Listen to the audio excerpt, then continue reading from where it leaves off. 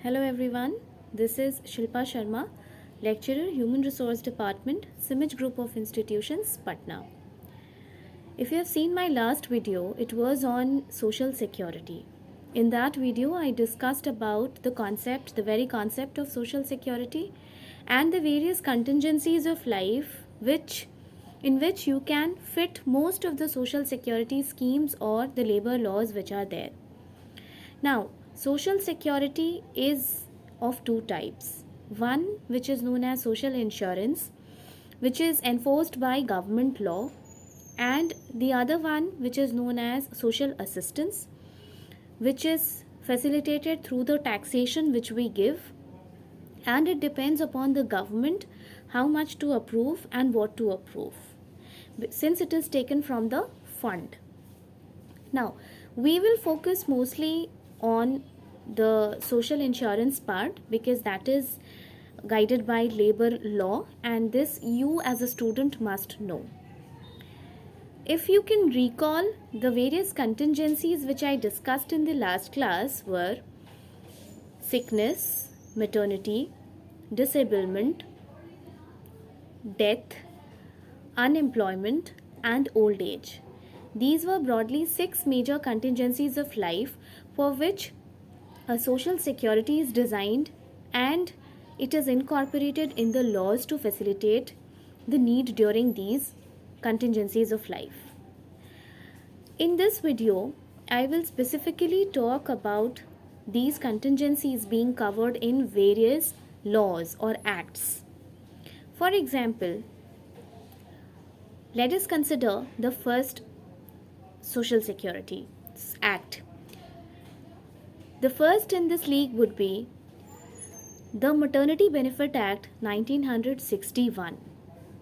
This is an act which is passed by the central government, and it covers women across almost all the services, almost all the professions.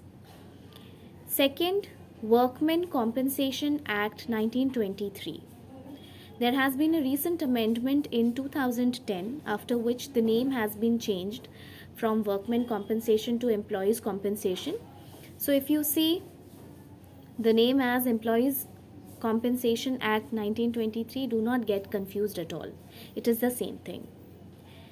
This covers accident and death. The next in the league is ESI Act, which is Employees State Insurance Act 1948. Now, this is a social security act, a very comprehensive social security act of its kind, because this was a very revolutionary social security act, not just in India but across the entire Southeast Asia when it was launched, or when the idea was conceived.